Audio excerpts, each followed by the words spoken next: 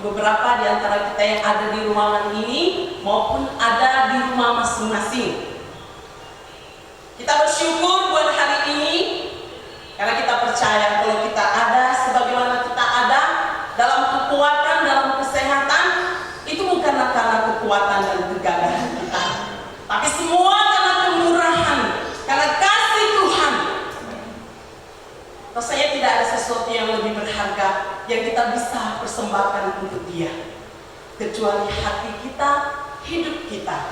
Kita pakai untuk kemuliaannya, kita menyembah Dia, kita memuji Dia, dan kita menyenangkan Dia. Kekasihku dalam nama Yesus, hari ini kita bersama-sama belajar, karena kita tahu dalam kehidupan ini penuh dengan warna. Ada macam-macam warna kehidupan yang dijalani oleh orang-orang percaya kepada Yesus. Bahkan ada begitu banyak warna kehidupan yang dijalani oleh orang-orang yang ada, entah orang yang mengenal Tuhan ataupun orang yang di luar. Setiap orang pasti mengalami berbagai warna kehidupan. Itulah sebabnya saudara, kalau pada pagi hari ini seandainya ada sebuah pertanyaan datang kepada setiap kita, untuk apa kita hidup? Apa arti hidupmu? Saya percaya ketika pertanyaan ini datang, maka setiap kita yang ada memiliki jawaban yang berbeda-beda. Bahkan mungkin ada orang yang tidak tahu untuk apa dia hidup. Kekasihku dalam nama Yesus, tapi pagi hari ini kita melihat ada seorang tokoh Alkitab, ada seorang tokoh sepanjang masa, tokoh terbesar sepanjang masa. Kehidupannya sangat real, kehidupannya sangat nyata. Bahkan sebelum dia datang, sebelum dia lahir, dia sudah dinubuatkan kelahirannya, bahkan bagaimana dia besar di tengah-tengah pelayanan. Banyak mujizat-mujizat yang dia lakukan, bahkan dia menolong orang, memberikan harapan, membangkitkan yang mati. Bahkan dalam sepanjang hidupnya, bahkan sampai penderitaannya, dan sampai dia mati di salib. Dan dia dikuburkan, dan pada hari ketiga dia bangkit. Dan selama 40 hari dia berjalan menampakkan diri dan menyatakan dirinya kepada orang-orang yang percaya. Dan kembali dia mengadakan mujizat-mujizat. Setelah 40 hari dia naik ke surga. Beberapa hari yang akan datang kita akan memperingati hari kenaikan Yesus, hari kenaikan Isa Al-Masih. Dia naik ke surga, dia menyediakan tempat bagimu dan bagiku, dan bagi setiap orang yang percaya dalam namanya, supaya di mana dia ada, pada waktunya kita pun ada bersama dengan dia dalam kemuliaan kekalnya. Kekasihku dalam nama Yesus, dalam kehidupannya memberikan begitu banyak janji, memberikan begitu banyak harapan untuk setiap orang yang hidup dan yang percaya akan namanya. Tetapi kenyataannya, hidup ini kita mau atau enggak mau, suka atau tidak suka, kita menjalani hidup ini penuh dengan pergumulan, penuh dengan perjuangan, penuh dengan ujian, pencobaan, pergumulan. Ini sudah dituliskan oleh Alkitab. Kita lihat di dalam Ayub pasal 7 ayat yang ke-1, dia berkata demikian, bukankah manusia harus bergumul di bumi dan hari-harinya seperti hari-hari orang upahan. Kekasihku dalam nama Yesus, artinya kita suka atau tidak suka, bahwa hari-hari kita di dalam dunia ini adalah hari-hari yang penuh dengan perjuangan, hari-hari yang penuh dengan pergumulan, hari-hari yang penuh dengan ujian. Itulah sebabnya warna kehidupan yang pertama. Ada banyak warna, tapi hari ini saya hanya bisa menyampaikan beberapa warna kehidupan yang kita jalani dalam hidup ini. Yang pertama, warna kehidupan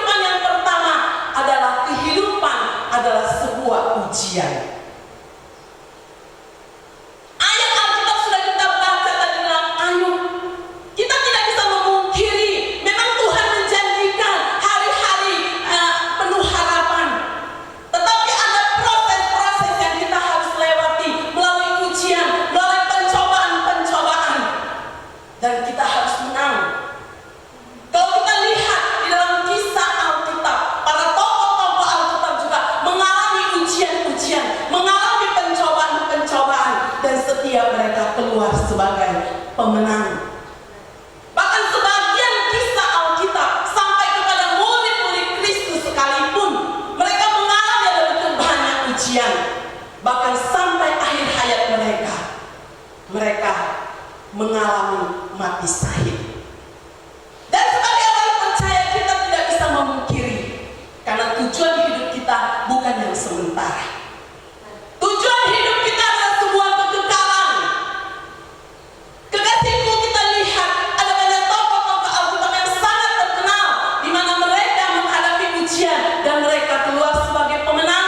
Tapi ada juga tokoh-tokoh Alkitab yang mereka juga gagal ketika mereka menghadapi ujian. Mungkin yang paling kita kenal yaitu seorang Bapak Abraham.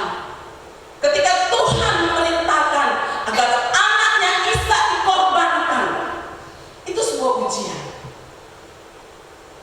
Bagaimana Yakub, dia harus bekerja 7 tahun lebih lama untuk mendapatkan wanita pujaan hatinya, Rahel. Itu sebuah ujian, tapi dia menang. Tetapi beda dengan Adam dan Hawa, mereka gagal dalam ujian. Daud juga yang kita kenal, beberapa kali juga dia gagal dalam ujian.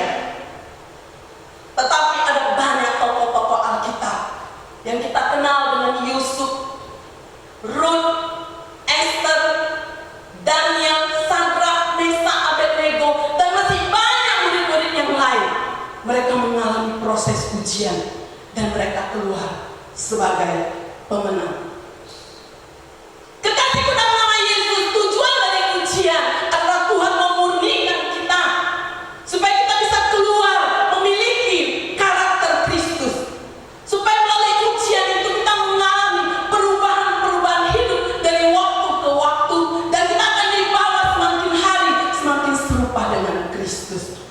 Karena tujuan akhir, Yesus berkata, kamu harus sempurna seperti Bapakku sempurna. Kekasih dalam nama Yesus, terkadang ujian itu Tuhan datangkan, Tuhan izinkan terjadi, tidak datang dari orang yang jauh-jauh. Ujian itu terjadi ya kadang-kadang lewat lingkungan, lewat keluarga, suamikah, istrikah, anakkah, mertuakah, menantukah, teman-teman satu kantor, teman-teman satu gerejakah. Tuhan pakai mereka itu untuk membawa perubahan dalam hidup kita. Karena ketika melalui ujian itulah watak karakter asli seseorang itu akan terlihat. Kalau semuanya berjalan aman, semuanya berjalan normal, ya saudaraku, semua orang bisa baik-baik aja. Tapi bagaimana ketika ada hentakan, ketika ada goncangan datang, disitu akan terlihat siapa kita yang sesungguhnya. Keaslian kita sesungguhnya kita itu akan terlihat ketika masa ujian itu datang. Kalau kita masih kalah dalam ujian, terus akan datang sampai kita memenangkan ujian itu. Sama dengan anak sekolah. Kelas 5, kalau dia belum lulus ujian, ya kan, dia gagal, dia harus mengulangi sampai dia lulus. Baru kemudian dia akan naik kelas. Dan kelas yang berikutnya, ujiannya pun akan lebih berat lagi, karena kelasnya sudah naik. Kita di dalam Tuhan juga, apa yang kita hadapi, apa yang kita alami, Tuhan sesuaikan dengan tahap iman kita. Kalau kita masih gagal, kita masih kalah, kita harus terus mencoba sampai kita menang. Dan ketika kita sudah menang, ada lagi tingkatan, naik kelas, naik level. Kekasihku dalam nama Yesus, kalau kita perhatikan, terkadang ujian terberat adalah ketika janji-janji itu tertunda. Ketika doa-doa yang kita naikkan belum juga kita lihat jawaban, ataupun tidak ada jawabannya. Terkadang kita begitu membutuhkan Tuhan, kita ingin menyentuhnya, kita ingin dekat, tetapi seakan-akan Tuhan itu jauh. Dia tidak bisa didekati, dia tidak bisa disentuh.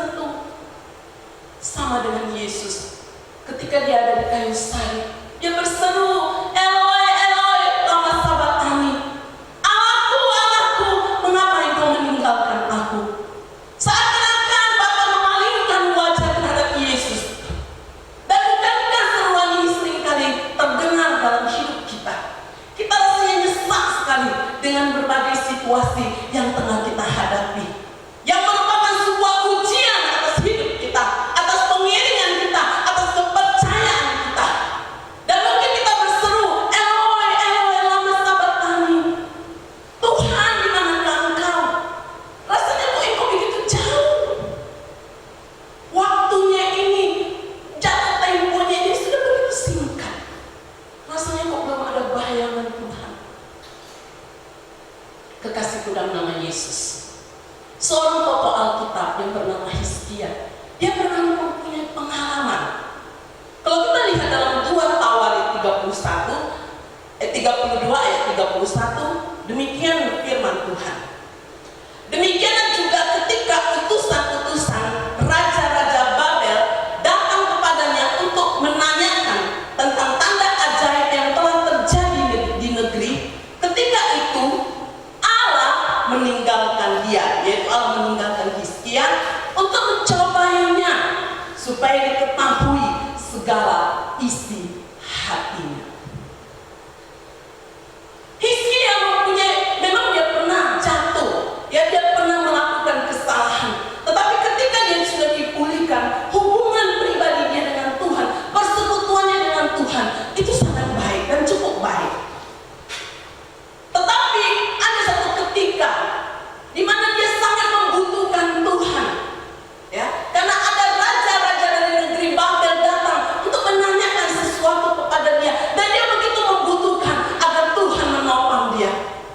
Tetapi pada saat itu justru Alkitab mencatat Tuhan meninggalkan Hizkia hanya untuk melihat bagaimana hati Hizkia. Kekasihku dalam nama Yesus, hari-hari ini, ya, banyak di antara kita, bahkan di tengah-tengah bangsa kita, sedang menghadapi sebuah ujian besar, ya, dengan terjadinya virus corona. Bangsa kita sedang menghadapi ujian besar. Ada banyak hamba-hamba Tuhan, banyak pendeta-pendeta, ada begitu banyak dari berbagai agama sudah berseru meminta kepada Tuhan untuk menghentikan virus corona COVID-19 ini. Bahkan pendoa-pendoa siapa dunia pun sudah menaikkan doa-doa itu. Tapi kok sepertinya Tuhan diam, sepertinya Tuhan membisu, dan sepertinya Tuhan membiarkan ini berlangsung. Sehingga di mana-mana kesulitan mulai terjadi. Apakah Tuhan tidak tahu? Tuhan hanya ingin mendapatkan hati orang-orang percaya tetap berpaut kepada Dia. Tuhan ingin mendapatkan hati orang-orang percaya hanya bergantung kepada Dia dan tetap percaya dalam situasi apapun Tuhan memegang kendali. Tuhan mengontrol, karena Dialah yang berkuasa atas langit dan bumi. Segala sesuatu yang ada, Dia yang menciptakan, maka Dia berdaulat atas langit dan bumi, bahkan segala isinya. Kalau Dia sedang izinkan ujian ini terjadi, mari kita tetap rendah hati, tetap berseru dan tetap percaya bahwa semuanya akan berakhir pada waktu Tuhan. Dan kita sebagai bangsa, sebagai anak-anak bangsa, kita mungkin tidak bisa melakukan banyak hal, tetapi peran doa kita sangat dibutuhkan oleh pemimpin-pemimpin bangsa kita, oleh Bapak Presiden beserta dengan jajarannya, membutuhkan topangan doa dari kita sebagai anak-anak bangsa, supaya hikmat yang Tuhan berikan di tengah-tengah ujian besar ini, dan bangsa kita bisa keluar sebagai pemenang. Kekasihku dalam nama Yesus, ujian yang terjadi atas hidup setiap kita, Tuhan mempunyai tujuan supaya setiap kita keluar sebagai pemenang. Dalam 1 Korintus 13 ayat 10 berkata bahwa pencobaan-pencobaan yang kita alami tidak melampaui kekuatan kita. Ketika kita dicobai, maka Tuhan akan memberikan jalan keluar kepada kita. Dalam Yakobus 1 ayat 12 berkata, berbahagialah engkau ketika engkau mengalami pencobaan-pencobaan. Dan Ayub berkata di dalam Ayub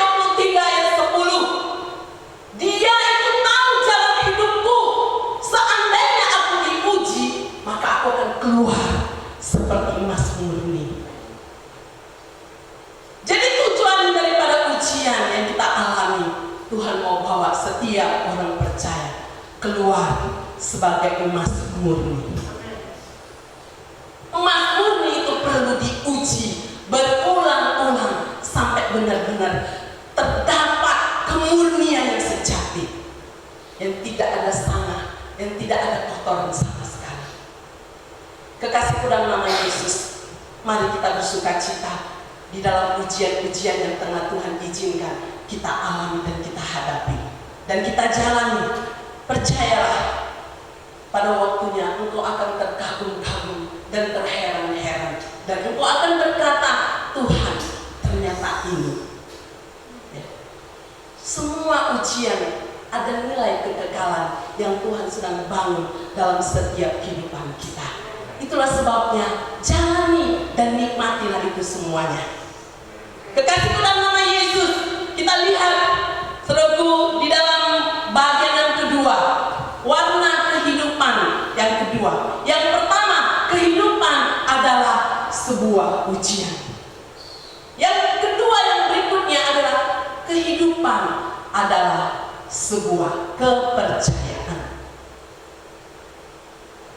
Hidup kita ini Tuhan yang punya.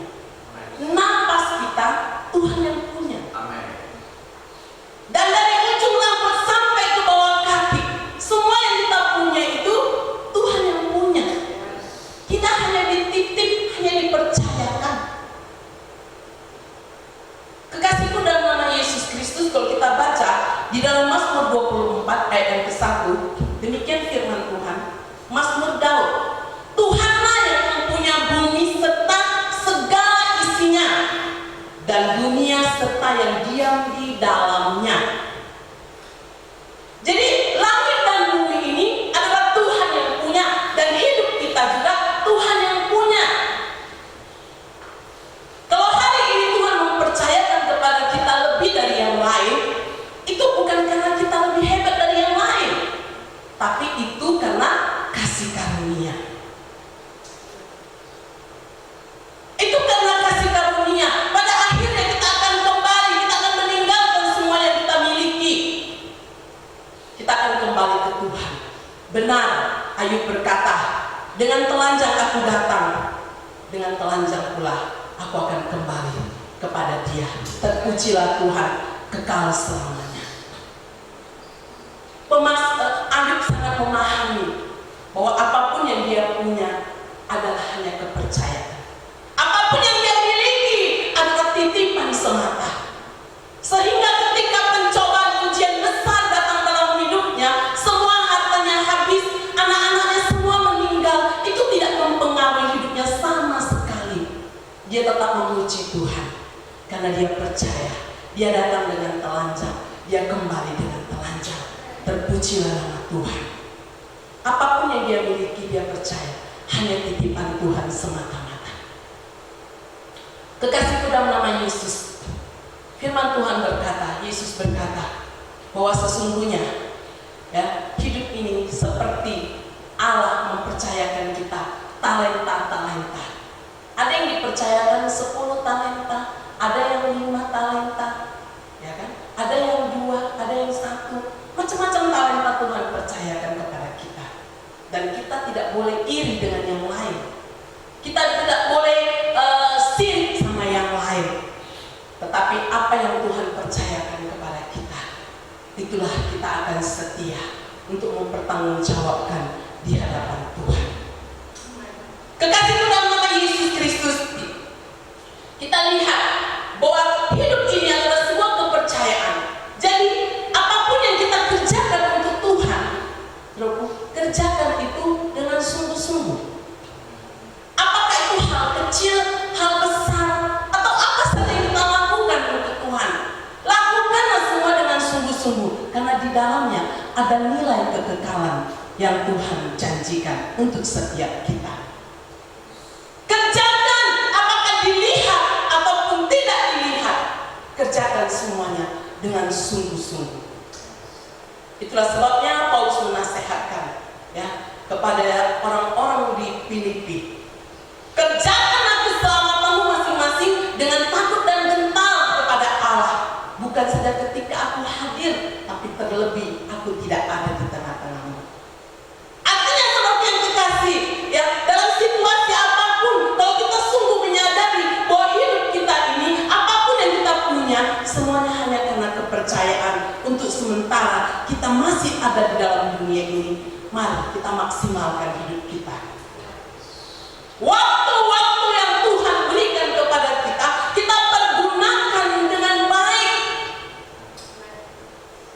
Apalagi hari-hari ini, ya, semua di rumah aja, kerja, sekolah, ya, apa saja semua di rumah. Jangan seluruh waktu kita habiskan untuk mengerjakan hal-hal yang berkaitan dengan keinginan daging kita, yang pada akhirnya akan membawa kepada kebinasaan. Tapi bangun juga kekekalan.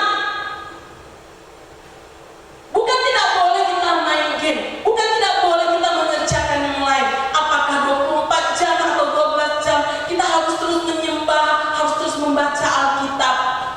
Ada aktivitas, tetapi pergunakanlah waktu itu semaksimal mungkin. Dan seimbangkanlah antara rohani dan jasmani. Engkau bekerja, bekerjalah. Tetapi ketika engkau mencari Tuhan, carilah Tuhan dengan sungguh-sungguh. Seperti yang saya sering katakan, ya kan? Ketika engkau bekerja, bekerjalah seolah-olah ya engkau masih hidup 100 tahun lagi. Tapi ketika engkau mencari Tuhan dalam doa, carilah Tuhan dengan sungguh-sungguh, seperti besok engkau tidak dapat hidup lagi. Jadi begitu rupa kita mempergunakan waktu kita. Apa yang kita punya, mari kita maksimalkan. Terutama anak-anak remaja, anak-anak muda. Perhatikan dengan baik-baik, ya. Fasilitas-fasilitas yang engkau miliki hari-hari ini, itu hanya pinjaman, itu hanya kepercayaan. Memang engkau berkata mungkin, oh itu kan orang tua saya yang sudah memasangkan wifi untuk saya. Itu kan orang tua saya yang sudah memberikan ini dan itu. Ya, betul. Tetapi itu hanya kepercayaan. Kalau Tuhan mau ambil, sebentar saja. Sama seperti seorang kaya. Dia berkata kepada dirinya, hai jiwaku, bersukacitalah engkau. Aku sudah membangun gudang, lumbung yang begitu besar, sudah tersedia begitu banyak, ya, gandum-gandum, beras-beras sudah tersedia. Engkau tidak perlu bekerja mungkin 7 tahun, engkau tidak perlu bekerja mungkin selamanya. Itu hartamu tidak akan habis, ya, untuk makan 7 keturunan mungkin. Tapi Tuhan berkata, hai engkau orang kaya yang bodoh. Kalau malam harinya aku datang mengambil nyawamu, kemana engkau akan pergi? Kekasih dalam nama Yesus, itulah sebabnya Paulus berkata kepada jemaat-jemaat orang-orang yang ada di Korintus, di dalam 1 Korintus 4 ayat yang ke-7. Sebab siapakah yang menganggap engkau begitu penting? Dan apakah yang engkau punya yang tidak engkau terima? Dan jika engkau memang menerimanya, mengapakah engkau memegangkan diri seolah-olah engkau tidak menerimanya? Apa yang membuat kita sombong? Apa yang kau punya hari ini? Kecantikanmu, kekayaanmu, jabatanmu? Sebutkan. Saudaraku, apa yang kita punya kita terima dari Tuhan. Jangan kita pura-pura gak tahu, ya. Pura-pura masa bodoh, pura-pura tutup mata. Saya gak tahu nih, ini firman Tuhan untuk siapa ya kira-kira, ya. Ya, kita pura-pura gak tahu. Mungkin untuk ibu si Anu, kayaknya pas sekali. Karena dia orangnya kelihatan sombong. Kayaknya cocok untuk ibu itu deh. Ya kan? Karena dia kelihatan angkuh sekali. Pakaiannya semua dari ujung rambut sampai kaki itu semua. Bermerek semua, ya kan? Kayaknya cocok lah untuk itu. Kalau saya, apa sih saya? Kita berkata seperti itu, justru kita yang lebih sombong dari orang itu. Karena kita tidak menyadari bahwa apa yang kita punya pun kita terima dari Tuhan. Jadi kekasihku dalam nama Yesus Kristus, biar kita memperhatikan, sebab saya katakan kepada kita, kepercayaan Tuhan untuk hidup kita, pada waktunya Tuhan akan meminta pertanggungjawaban. Ya. Dalam Roma pasal 14 ayat yang ke-12 dikatakan demikian. Demikianlah setiap orang di antara kita akan memberi pertanggungjawaban tentang dirinya sendiri kepada Allah. Jadi pada waktunya saat kita dipanggil untuk menghadap Tuhan, ya, apa yang Tuhan percayakan selama kita hidup itu akan diminta pertanggungjawabannya. Apakah itu waktu kita, harta kita, kesehatan yang Tuhan beri kepada kita, ya, semuanya akan diminta pertanggungjawaban. Jadi hidup yang Tuhan percayakan kepada kita nggak main-main. Sudah pikir, mumpung masih muda, saya nikmati dah hidup yang muda ini. Mumpung saya masih sehat. Nanti dah kalau saya sudah gak berdaya, sudah sakit-sakitan, baru saya cari Tuhan. Syukur-syukur kok masih ada kesempatan. Kalau sudah tidak ada kesempatan, saudaraku, kita mau apa? Mumpung kita masih hidup, mumpung kita masih muda, saudaraku, mari kita maksimalkan ya kepercayaan yang Tuhan sudah percayakan kepada kita. Karena setiap kepercayaan yang Tuhan percayakan kepada kita memiliki nilai kekekalan. Ya, puji nama Tuhan.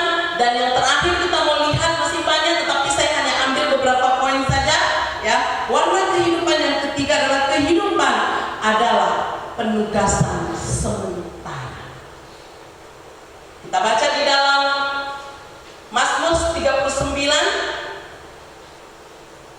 ayat yang kelima. Sungguh hanya beberapa telapak saja kau tentukan umurku. Bagimu hidupku seperti sesuatu yang hampa.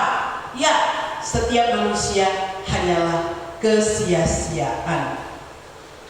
Saudaraku, yang kita harus sadari, ya, bahwa hidup ini adalah penugasan sementara. Tidak ada yang kekal, tidak ada yang abadi, tidak ada yang sejati dalam dunia ini kecuali Tuhan Yesus. Dialah kekekalan itu, dialah yang memiliki kasih sejati, ya, dialah yang memiliki segala-galanya yang kita perlukan dalam hidup ini. Kekasihku dalam nama Yesus Kristus, kita lihat apabila kita sadari selain daripada hidup ini adalah ujian kepercayaan, dan kalau kita lihat penugasan sementara, Alkitab banyak mengungkapkan hidup ini singkat, hidup ini fana, hidup ini seperti pendatang, seperti uap, ya kan? Seperti bayang-bayang. Dan saudara, selama hidup kita, gunakanlah hidup ini dengan maksimal. Saudaraku, karena kita harus menyadari dua kebenaran. Yang pertama, dibandingkan dengan kekekalan, hidup ini sangat singkat. Ya. Yang berikutnya, hidup di bumi hanyalah sementara. Jadi janganlah terlalu terikat dengan apapun yang ada di bumi ini. Kita boleh punya kekayaan, pakailah berkat itu ya untuk menjadi berkat. Pakailah hidup kita untuk berdampak. Saudaraku, karena apa? Karena di dunia ini tidak ada yang kekal. Ya. Pemazmur berkata dalam Mazmur 119 ayat 19, aku ini orang asing di dunia, janganlah sembunyikan perintah-perintahmu terhadap aku. Kekasihku dalam nama Yesus, jadi tidak ada yang abadi dalam dunia ini. Kita harus menyadari akan hal itu. Dan pemazmur berkata dalam Mazmur 39 ayat 5-7, sungguh hanya beberapa telapak saja kau tentukan umurku. Bagimu hidupku seperti sesuatu yang hampa. Ya, setiap manusia hanyalah kesia-siaan. Ia hanyalah bayangan yang berlalu. Ia hanya memperlibutkan yang sia-sia dan menimbun, tetapi tidak tahu siapa yang merauhnya nanti. Kekasihku, kita bisa menyadari kenapa mengapa pemazmur Daud menjadi orang yang begitu berkenan di hati Tuhan. Karena Daud senantiasa memahami bahwa hidup di dunia ini hanyalah sementara, tidak kekal. Maka dia mempergunakan hidupnya begitu rupa untuk mencari perkenanan Tuhan. Dia membangun hidupnya dalam kekekalan, di atas kekekalan. Dia menyediakan waktu untuk memuji, untuk menyembah, untuk merenungkan firman Tuhan siang dan malam. Pagi-pagi dia sudah bangun, sudah mengatur, ya mesbah, sudah mengatur puji-pujian penyembahan untuk menyenangkan hati Tuhan. Dia sudah menanti-nantikan Tuhan. Kekasihku dalam nama Yesus, biarlah firman Tuhan pada pagi hari ini kita akan dengar dan kita akan perhatikan. Hidup harus diisi dan dibangun di atas kekekalan. Saudara yang kasih, ada begitu banyak warna kehidupan, tapi kita sudah dengar, ya, kehidupan adalah sebuah ujian yang harus dialami dan dihadapi oleh setiap makhluk yang hidup. Ujian. Hal yang kedua adalah hidup adalah sebuah kepercayaan. Tidak ada yang kita miliki secara utuh, semuanya dari Tuhan dan kembali kepada Tuhan. Dan yang terakhir, hidup adalah sebuah penugasan sementara. Dan kalau kita semua menyadari hal 3 poin ini, saya percaya kita akan lebih lagi maksimal untuk mempergunakan waktu-waktu kita yang ada. Tuhan Yesus memberkati kita.